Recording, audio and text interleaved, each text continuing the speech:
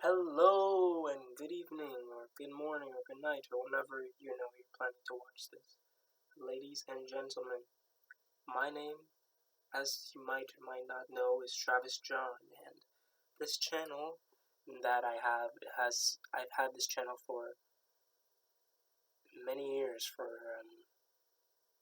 5 years now, and I've been doing stuff with it, and for some time I haven't done anything with it, and last year I tried to revive it in a sense, but I didn't really do that. And throughout the year, I've just been doing like increments of videos, but hopefully I can become quite consistent with it and actually make the kind of stuff that I want to make, because I have an idea right now, and that is to talk about. It's always been the same idea. It's just been to talk about art that I enjoy. So for this video of, I suppose, another attempt of reviving this channel, which the deep chocolate, but I won't be renaming it or anything like that. But I will be reviving it in a way where I will mostly talk about films, but also about music, probably only really hip hop and improvised music, but whatever I like, pretty much anything, I'll talk about it and post it, if it's worthy. And for the beginning of this this resurrection, I want to show you all my Criterion Collection, because many of you may know me. For a long time, I've been heavily into cinema since I was 5 or 6 years old, and the love has just become larger and larger and larger as the years passed, of course. And there were some points where I would barely watch any films, but sometime in 2018, I discovered the Criterion Collection, and it did change my, creative outlook for the better, because I discovered some of my very favorite films from this collection, and a lot of those favorite films I thankfully own at this present moment in time. So I'd like to talk about them for a while. So I don't know how long this is gonna be, because I'm probably gonna talk about each film for a little bit. So I'm gonna put the names of the films in the description if you don't want to hear me talk, even though hopefully you do, because that's what you're subscribed to this channel, But hopefully whoever stays, listens. I appreciate it. And if you just want the names, if you're just here for the recommendations, like portion of why I'm doing this, and at least you get that, and those who listen get that. So appreciate anyone, either side. But I have about 31 films so far, out of many that I enjoy. I want to say at least 800 or so in the collection that I've seen so far, and probably around that. It's probably lower, but around that much. I've seen quite a lot of films from the Criterion Collection, and thankfully, I will speak about them now. So I'll go in order I have them on the shelf from like earliest release date to latest release date. So I'll talk about the earlier films first. Pile of films from the 60s, all these here. And I'll start, of course, from the earliest. This film, Mandabi, by the great Ousmane Sembene, is a wonderful work of poignant, satirical nature.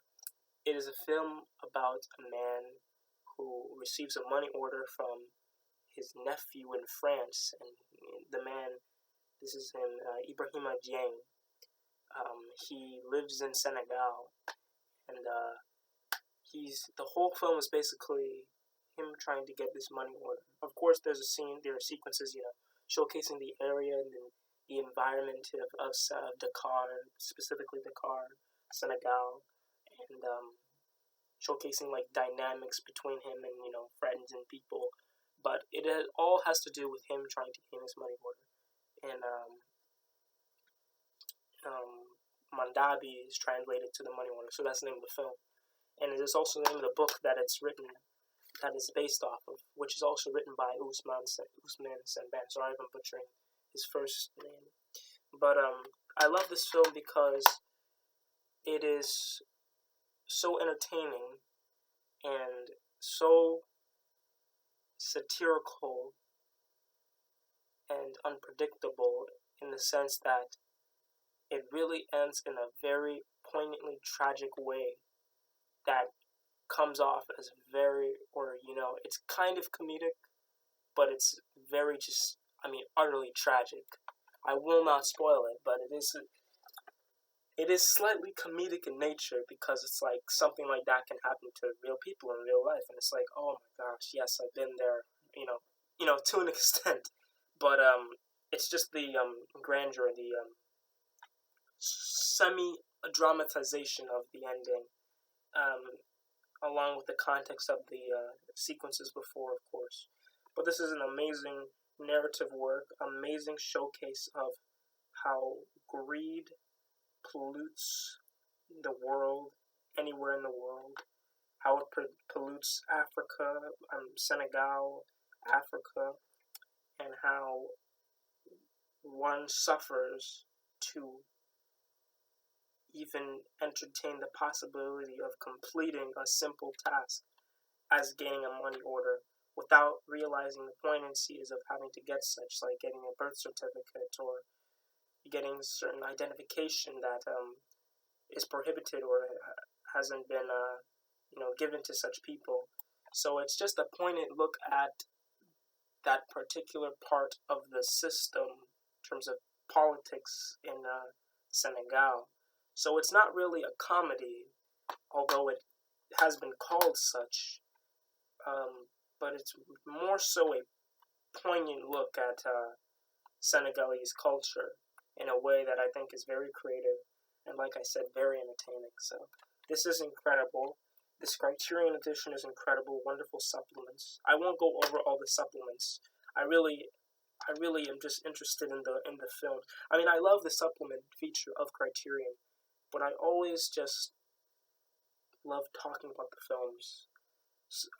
Also because I don't want to make this overly long, but I will mention the booklets. Of course, it comes with a booklet, and I'll showcase some of the art of the booklet, not the inside though, because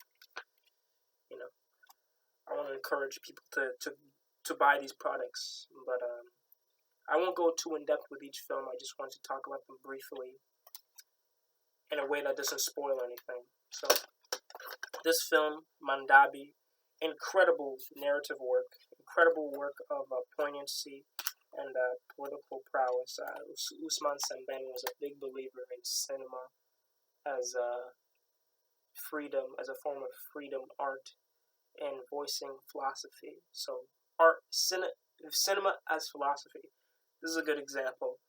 Not the best example, but certainly a very underrated one.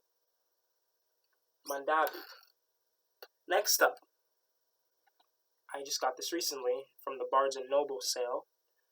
Symbiopsycotaxisplasm Take 1, and it also includes Take 2. Now, I haven't seen Take 2 yet, which I've been waiting to get this set. And Symbiopsycotaxisplasm Take 1, however, is one of my very favorite films because it is a documentary on film. It's a documentary on the blurs between reality and art and how they both in hand inspire each other. I mean, to break it down simply, the film starts off with a fictional, like play or screen, film that they're making, that William Greaves is making. They have two actors. It's a couple fighting, and they also set up another crew to film the film being filmed. So we get a backstage look or behind the scenes look of this film that that they're filming. But there's also a separate sort of subplot, if you want to call it that, where the crew is very confused about what's going on and the nature of such a film because it doesn't lead to anything. And I can only imagine what actually being in such an experiment is. But in essence, this film is an experiment to figure out what makes a film and how different art is from reality, and where does the line of inspiration or the line between like the sort of point where art becomes reality and where reality in turn is influenced heavily by art, where these two things just start to become one entity to a point where confusion is pointless and what you have is the essence. This is a perfect film if you're a fan of experimental art, if you're a fan of philosophy, if you're a fan of documentary filmmaking and filmmaking in general. And there's not really much to spoil.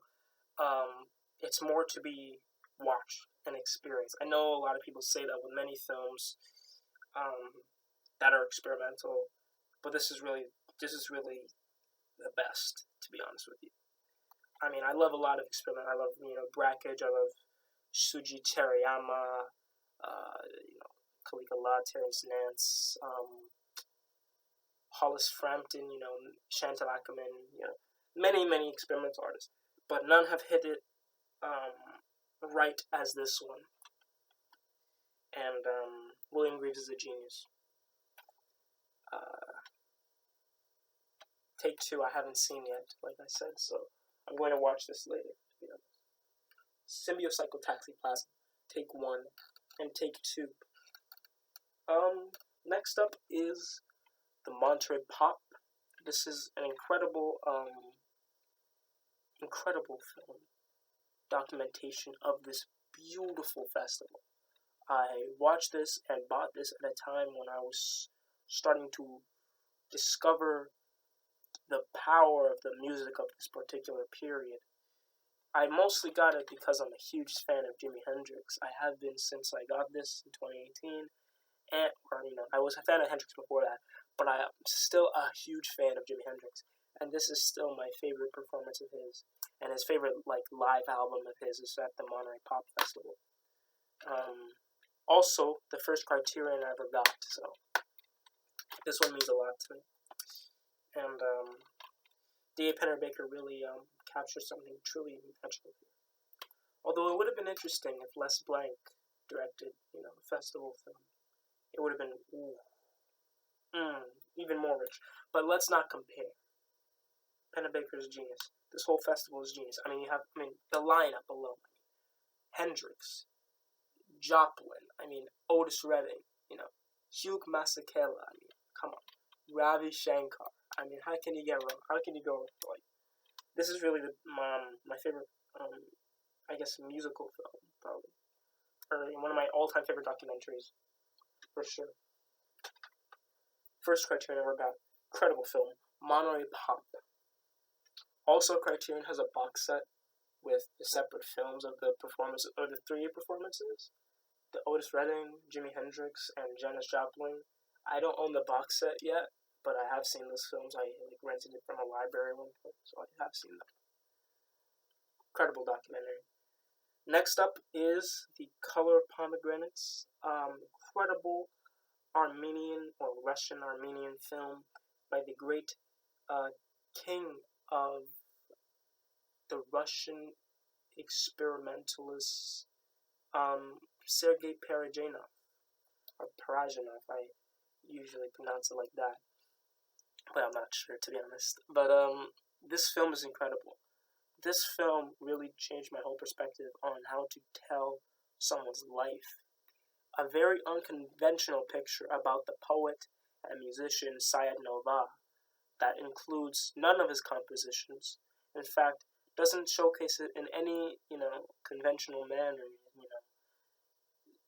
from a beginning, middle, end, in a way that's not very, formulaic,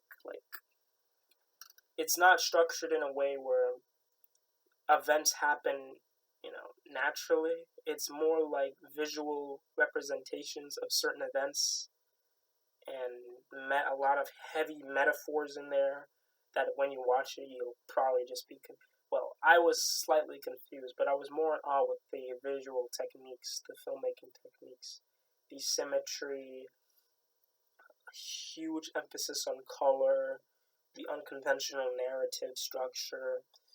I loved it when I first watched this, and I still love it, and it makes even more sense. There's a commentary on here with Tony Raines, and he does an incredible job at explaining all of the metaphors, so the film makes even more sense. So if you are a fan of this film, or if you haven't seen it, pick up this Criterion version with the Tony Raines commentary, because the film will make sense. It's inspired me a lot. Visually, I feel like if I ever make films, whether biopics or not, I would want to. This will definitely be a huge inspiration. Color Pomegranates, one of the very best. One of the very best for sure. Okay. Next up is a boxed set of 3 films. Only one I've seen so far, I will admit. The Trilogy of Life by Pier Paolo Pasolini, who is an incredible filmmaker and one whose films I've watched very little of. Comes with these 3 films, also a booklet, of course. All these comes with booklets. I don't need to keep mentioning booklets. It comes with Arabian Nights, which I haven't seen yet. From like shots I've seen, it looks beautiful though. Canterbury Tales, also haven't seen. And the Decameron, which is a wonderful picture, very entertaining retelling of short stories by what is the name of the author? Giovanni Boccaccio. Great short stories, satirical in nature, sort of Monty Python-esque with less emphasis on the humor, which isn't bad, but it is wonderful, wonderful, wonderful. I will recommend this. There are some sequences that even remind me of Parajanov in ways. Some short story elements where you could tell he was kind of inspired by the cinema of Parajanov, and or maybe that's just me, maybe that's just to say my limited sense of cinema and what people are inspired by. But a lot of the scenes, there's this short story with a painter who goes to, he has a group and he travels and he goes to paint a church. And so that sequence, that's what made me want to watch the film and grab this box set.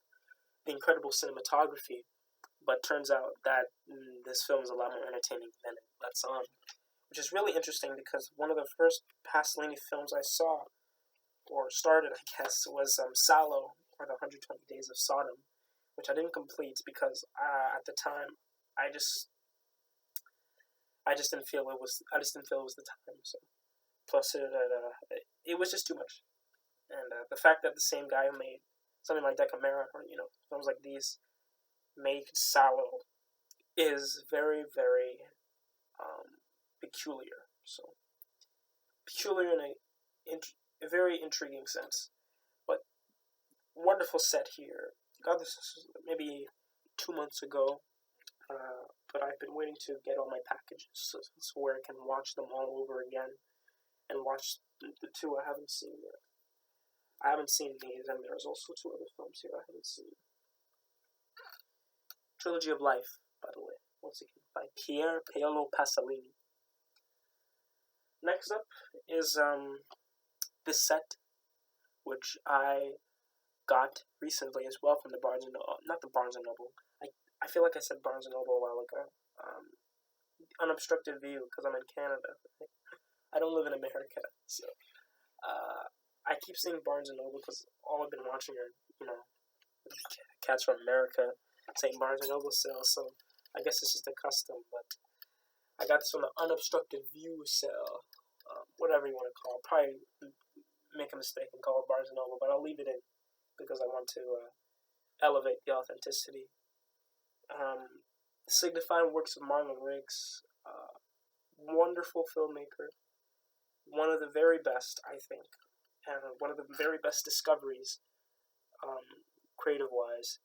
This man really had a style that was so perfectly structured, and its infusion of different art forms is astounding. Like, this guy mixed, like, poetry, dance, music, obviously film, like, to a point where the perfection is really hard to describe.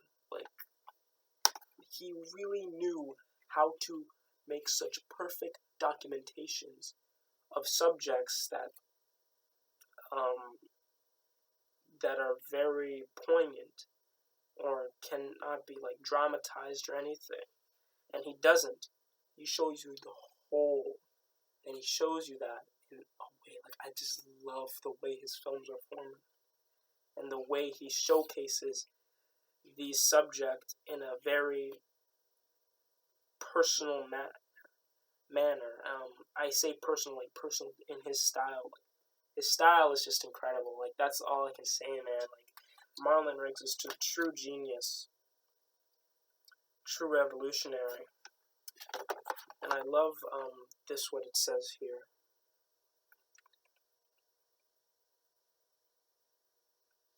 Now, in this set, I've only seen Tongues Untied, Ethnic Notions, and the music video anthem, and No Regret. So, I need to dig through this set. I was waiting to get the set so I can dig through his films, because I saw those on the Criterion channel. But this is an essential set for any filmmaker, creative, looking for something revolutionary in nature, and perfectly formatted documentaries that are just so personal and so very powerful. I love his works, the ones I've seen, of course, but I just love his style of filmmaking. It is experimental. It is straight to the point. It is completely his own. It's amazing. Completely powerful filmmaker. Yeah. Signyfyin works of Marlon Riggs. I'm really glad Criterion gave this man his own collection. He really deserves it. And I'm glad they're starting to add more, black filmmakers in this collection, because there's really far too little. That Melvin Van Peebles one I'm planning to get, probably for my birthday or something. But to continue on, I may go on little rambles now and then. Whoever's still here, thank you, appreciate you.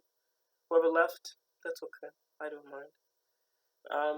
Next up is another one by another black filmmaker whose films should be in this collection more.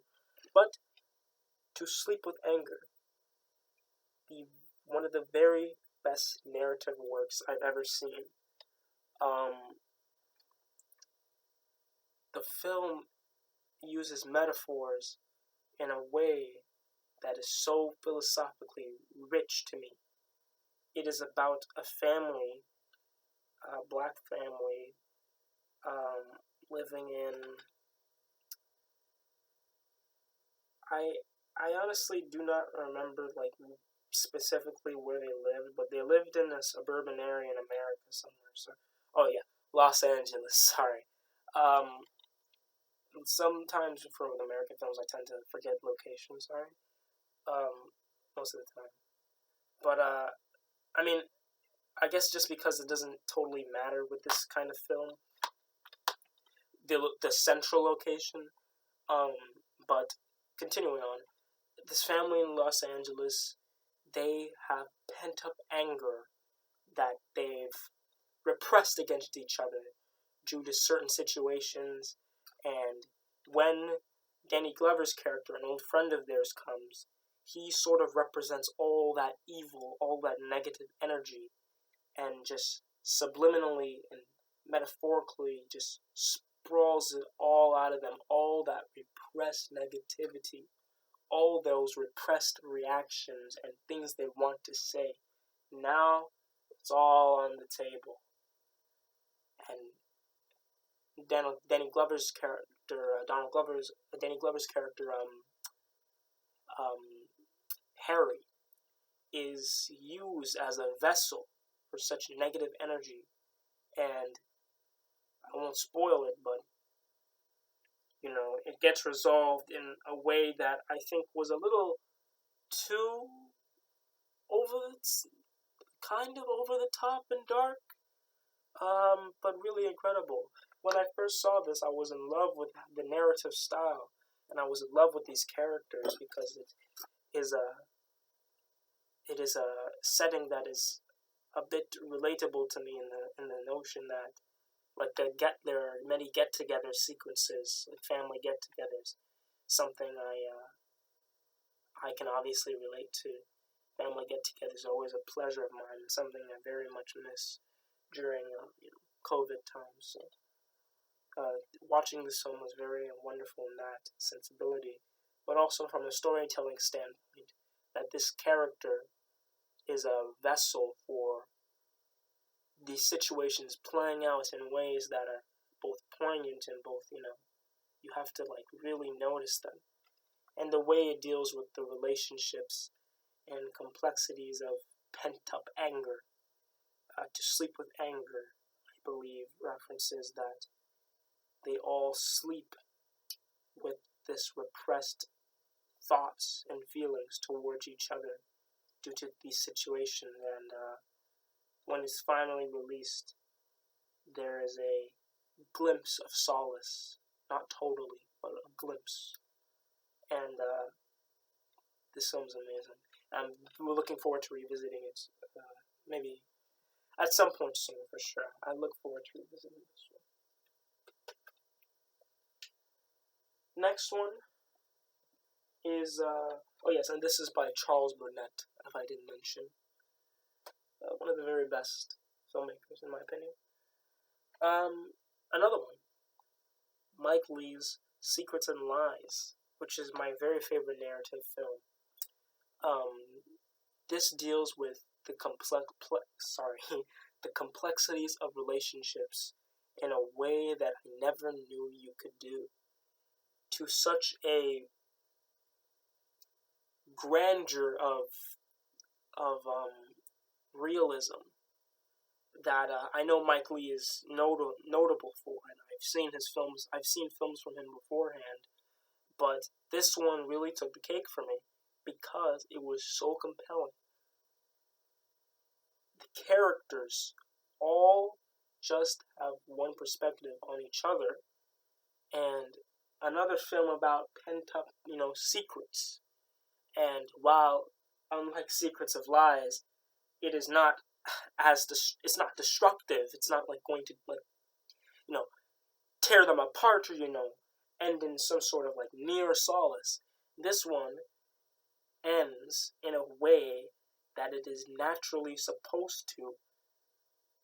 After such things are revealed, I'm not trying to spoil anything, but the way this deals with relationships and how complex such relationships can be from a family standpoint, and the reactions to such certain situations in a way that's natural, in a way that is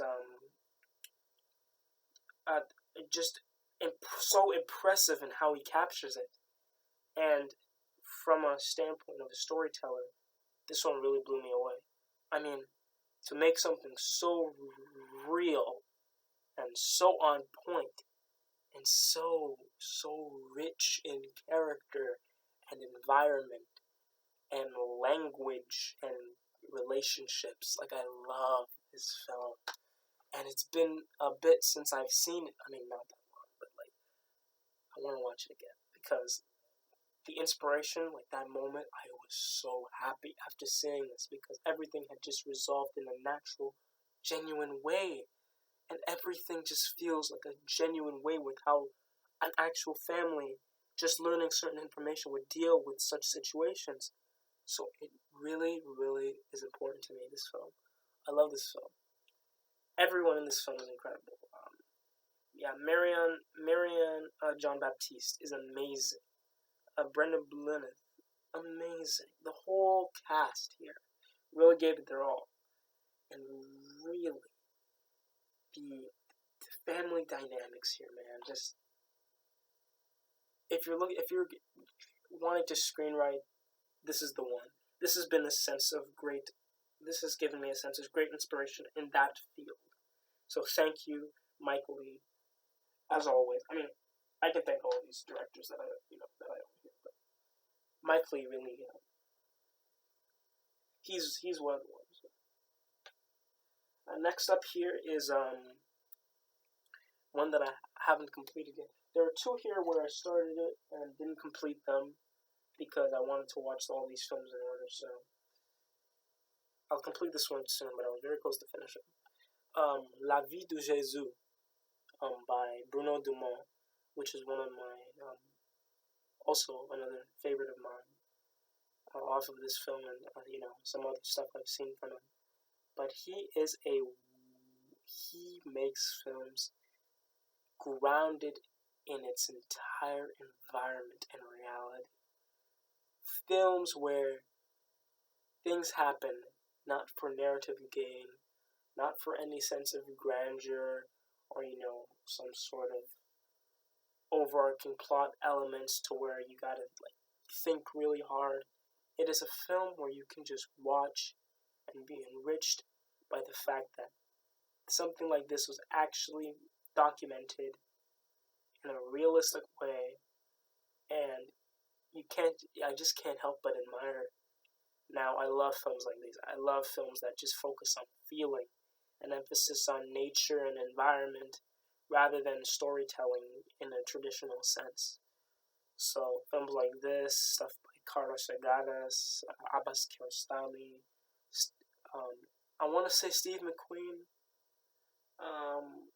Pedro Costa, even Mike Leigh to an extent. But stuff that, I guess, has no music and just focuses on its environment in a totality, in a wonderful totality. And La Vie de Jésus is perfectly that from what I saw. It's almost overwhelming, but powerful. Powerful work here. La Vie de Jésus. Wonderful observational piece. Check this one out. I need to finish it though. And I should watch other Bruno Dumont films. Now this one is I bought it, but it ended up being the Region B version, so I can't play it on my player here. But if I ever find like a region free like Blu-ray player, at least it will not have been in such vein. But here is my favorite film, or I guess my second favorite film ever, or it's this or Japon by Reygadas, which I also showcase soon. But for a time, this was my favorite film ever, and it still, is. It is a film totally engrossed in its perspectives and its philosophical richness in that each perspective is important to understand, but what you end up doing with such information is the real power. This film is very powerful to me because of its calming nature, from its way it handles the complexities of interaction and gaining different perspectives on a certain topic that is very dark, but doesn't in a way that is not over the top or grandiose or, It is very natural. It is a natural film. And it takes place in Tehran, Iran, which from the environment is very, very hot, very, just incredible work here. Kiarostami is a master at a sense of presence that you really feel the environment and you really feel everything about the film. One where feeling oversees, it takes away all narrative or storytelling, An observational piece, a narrative. This was one of the first, I guess, neo-realist, whatever. I don't know what to call films like these that have this powerful emphasis on observation and perspective and philosophy. So just the best. This is the best to me. Taste of Cherry. I don't know. There's a glare there. Taste of Cherry. Abbas Kiarostami. Kiarostami is my very favorite filmmaker. Or a second, I don't know. Like I said, it's him or Reygadas. This one is a recent box set. Letters from Fontainhas. By Pedro Costa. 3 films by Pedro Costa. And a trilogy. Fontainhas trilogy. Comes with 3 films. See the box set here. Comes with 3 films. This is supplements disc. Colossal Youth, which I haven't seen yet. In Vander's Room, which I haven't seen yet. Or I saw one scene of it. I wanted to wait for the box set. And also, which I have seen, which is just so powerful. I love Pedro Costa's way of conveying emotion through situations that are very just gradually unfortunate, but one that they must deal with in their own ways, each of the characters, and they're all affected by such situations, and you really feel the cold, wrenched rage, all of that energy. You feel it all. Another one that is an emphasis on feeling and observation rather than traditional storytelling. So I truly admire Pedro Costa. He is a master at conveying real human beings in genuine situations in a creative style that is completely his own and completely of this reality. Another one that's going to inspire me heavily, I'm sure. And those are the kind of films I want to make, like films that have a heavy emphasis on observation and maybe even experimental in nature, but those films that are of a certain concept where you feel it through movement, through sound, through actions, through emotion, through all of these feelings rather than traditional storytelling. And that is the kind of film I would love to do. So I mostly watch films like that. So a lot of these films that I own are like neo-realist stuff, so that's just the kind of stuff I did. I also love, experimental stuff, but not as much as the showcases of real life in different contexts, obviously. Next one is completely different. Actually, not even really completely different, but different enough. Bamboozled by Spike Lee. Although it is a satire on how the media views black people and how media only really cares about black people when they are entertaining us or entertaining masses. It is a kind of complex one because on the surface, it's about a guy who wants to make a TV show so repulsive out of protest over the fact that the TV executives are racist or don't want to view black people in any other context other than violence or stupidity or degrading nature. So he made this television or this program out of protest, but he becomes wrapped into it. He starts to buy into it himself, and that can touch on how far in protest do you go to where you flip to the other side, in a sense. And overall, it's a satire on the media. It is a satire on how black people are viewed, how they express themselves through certain art, and it's an incredible social commentary film on many things relating to how black culture is viewed by the general masses, by the media, by white culture, by, just generally, by America in general. And Spike Lee is a true genius for this one. Do the Right Thing is an amazing showcase of real humanity, but this is a real showcase of how low we are, and just the lowest moral forms that humans can go, and a sort of almost comedic but incredibly saddening look at how black people are viewed. So, incredible work. This one inspires me a lot. Spike Lee, Bamboozled, incredible acting, of course. Damon Wayans is the main character. He killed it. All of them did. Funny, but very tragic film at the end of the day. Now, next is, this is actually my favorite film. Japon by Carlos Reygadas.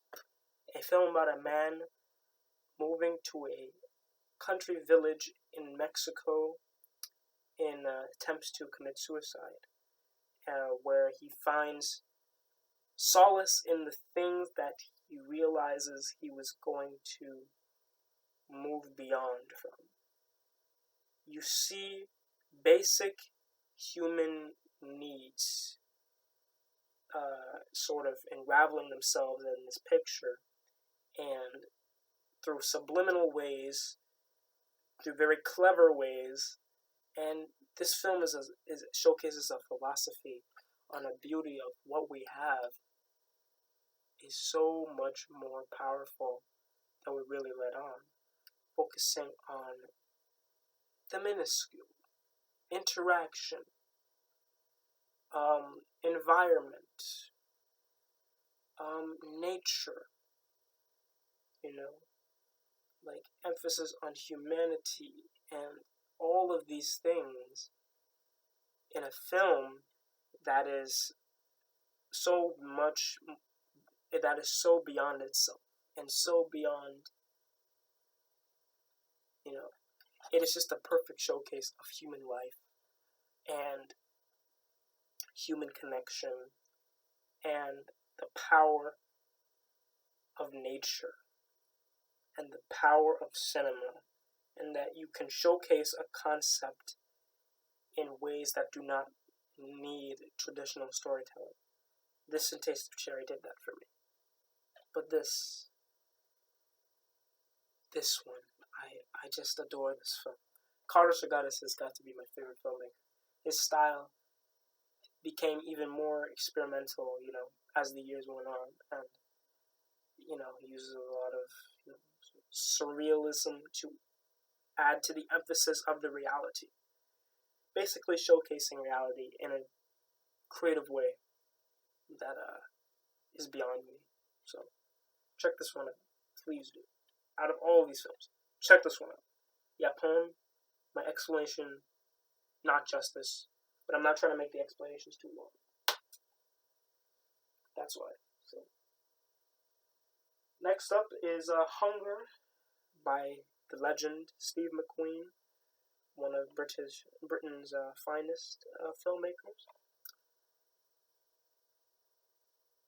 This one, also, like the past films I've just been showing, emphasis on feeling, but this one really hangs down and documents the minuscule, to add an emphasis of power to the situations that these people, that they're in. It's about Bobby Sands and overall his last days and his hunger strike in 81 before he passed away. He died after 66 days of protest because the British government were not treating prisoners. They were not treating them as political prisoners. They were treating them with, degrading them to, such a terrible degree.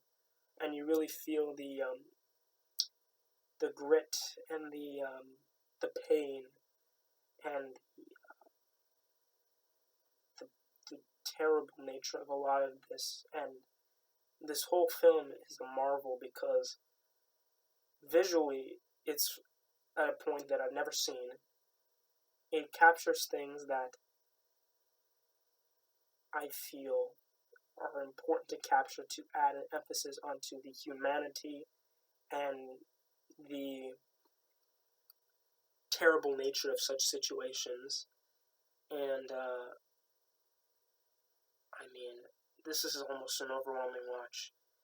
Creatively, it's on another level. It's like a whole other level from modern cinema. I love this one. And I love what I've seen. I didn't finish it because I'm waiting to watch them all again, right? But this one has a bit more of an experimental edge. Can barely describe it, but all I can say is it focuses on the minuscule to add to the power of the situations that the characters are in. So, Hunger, Steve McQueen. He's one of the best. He's one of the best. Would you look here? Another masterpiece of neo-realist cinema. Revanche by Spielman. A filmmaker a film I discovered on the Criterion channel, and one of my finest discoveries because this is a powerful work about human understanding. How a character named Alex and his girlfriend, they want to escape from this life that they're living. She is a prostitute, and the main character Alex is a bodyguard for the organization, but they want to leave such a life. It tears down stereotypes of such characters. This film is very anti-cliche. So anti-cliche to where narrative is almost completely thrown out the window to showcase nature. Spielman, he has said he doesn't want to make films that are intellectual in a sense. He just wants to capture a real life and encompass nature in films that is not a over-the-top zealous way, but a natural way, as it should be. So this has been a big inspiration for me because nature is always something I love capturing, whether it be animals or trees or whatever, or everything around environment. And there's a heavy emphasis on environment. But while I did say narrative is almost completely, it's not completely thrown out the window. There's still, narrative gain to be had here. And it is the best narrative game in terms of inspiration I've ever had, other than Secrets of Lies, which I just talked about. Characters begin to understand each other. These situations bring them to a point where understanding is all that needs to happen. And while revenge is a certain tick, the philosophy of just, we are all going through things. We all feel hurt when a hurtful situation presents itself, if it's connected in any way, if we're connected to it all. And the emphasis on perspective, human perspective, understanding that we each have things to deal with and deal with them in different ways, and that forgiveness and solace is the only key to moving on. It is a film about moving on and understanding our fellow human beings. And God Spielman is a true master for this one. I haven't seen any of his other films due to my lack of being able to find them. But I'm really glad this is in the collection because this is such an amazing book. This is such an amazing. Now, I won't talk too much about this one because I barely remember it. I haven't seen it for 4 years. The Curious Case of Benjamin Button by David Fincher. I remember liking it a lot. I remember crying by the end. I remember feeling very melancholy and very sad. Obviously sad, but it is another work like Forrest Gump, whatever. Just aimless. This guy, has this sort of disability. I'm not sure the name of the actual disease. Benjamin Button syndrome, I think people called it that, but I'm not sure the actual name in the film or in general. But he ages. It's like as a baby, he ages like in reverse, basically, and you just see his life until he passes away, and it is a very sad picture from what I remember. But I should watch this again. I don't know if it'll hit the same. It definitely wouldn't hit the same as it did back then, but it is an intriguing one. So I'll rewatch this at some point. But The Curious Case of Benjamin Button, I bought this at Value Village at one point, and I didn't know it was on the Criterion Collection until I saw it at Value Village. So only 3 left. Sorry if I'm boring you. 2 of these are Wes Anderson films, so I'll just grab the 2. We have here Fantastic Mr. Fox and The Grand Budapest Hotel. Now, Wes Anderson is one of the first filmmakers I truly ever felt deeply in love with his films. And these 2 are important. This one is the first one I saw. The wit and the way it is presented, the visual stylings, the animation is clean and swift, along with the entire atmosphere and the way lines are delivered. The humor in this film is very sharp and deadpan and witty, and this kind of humor is very close to my kind of thing. I love this kind of deadpan, very poignant humor, dry humor, I guess. I love that kind of humor. And he does it to such a delight, to where it doesn't distract from the actual narrative. And it's such a delightful film. Such an entertaining one. Perfect performances, wonderful, like I said, wonderful animations. It's just a perfect project. So much time spent. A very impressive project, too. And for a kid's film, it has large shreds of intelligence to it than what I would have expected seeing the trailer back when I was only a child. Or not I was younger, of course. But I saw this when I was I want to say 13, probably. Amazing film. Second Criterion I've owned. Bought this in 2018. And this one, also amazing. Same thing, same comments, high comments I can say about it. Amazing visual stylings, amazing visuals, amazing performances, sharp, wonderful structure, narrative structure, incredibly entertaining. Not as good as Fantastic Mr. Fox. I think that is just a bit up more on my alley in terms of its sharpness, if you will. But this one is amazing too. I love this film. And also a testament that I should watch more Wes Anderson films, or finish all of his films. I have not seen Bottle Rocket yet, and Rushmore. I haven't seen those yet. Or if I have seen Rushmore, it's been a very long time. But I don't think I've seen Rushmore. I know Bottle Rocket, I definitely haven't seen like any ounce of it. But Royal Tenenbaums, I feel like I saw that once before in Second Life Aquatic at some point in my life. But those will need to be rewatched. But Bottle Rocket, I know I have to watch. But this film, just the character dynamics alone. But even everything that makes this film positive, I think just fantastic. Mr. Fox does it way better. The humor, the sharp atmosphere, the visual beauty of it all. I think it does it even better. But this is still amazing. So. And the last film that I'll be speaking about, because the last film on here, Roma by Alfonso Cuarón. One of my favorite filmmakers ever. Most of them are Mexican filmmakers. I love the films that come out of Mexico, which is pure delight.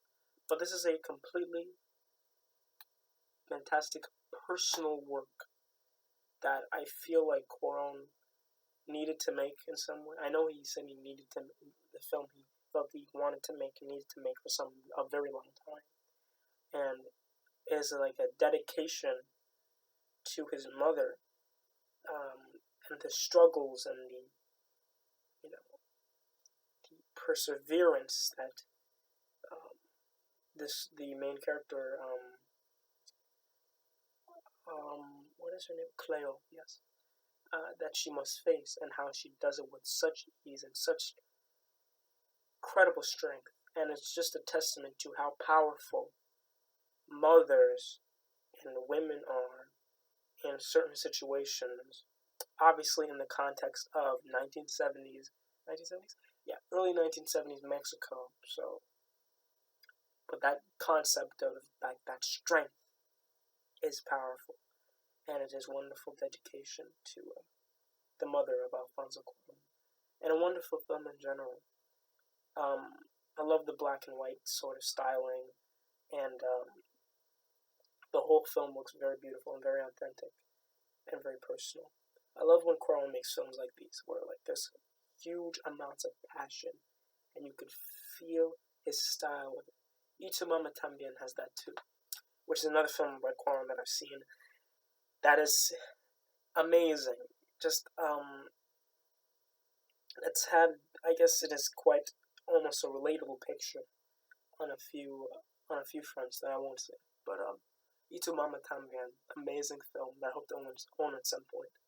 They don't have it on Unobstructed View. They're not selling it over there for some reason. But I got this through there many months ago. Incredible film. Roma.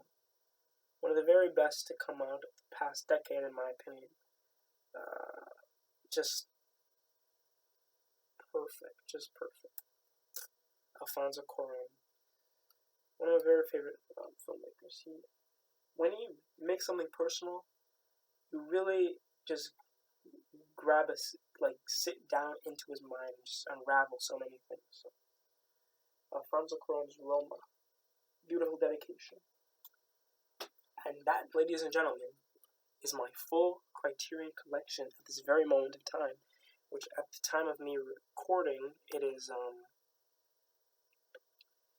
it's July 28th, so I guess that's when I'll release this, or maybe, later in the day, because it's 12 o'clock. I spend my whole time talking about movies, which is what I pretty much do all the time. Movies, music, art in general. So, anyway, I'm going to be posting on here a lot more. Might talk about some of these films a lot more in depth, whichever ones that people want me to talk about. And overall, this is just that's me. So, thank you very much for listening. I want to thank Daisuke Beppu for the inspiration to start this channel, or to revive this channel, to go in this direction.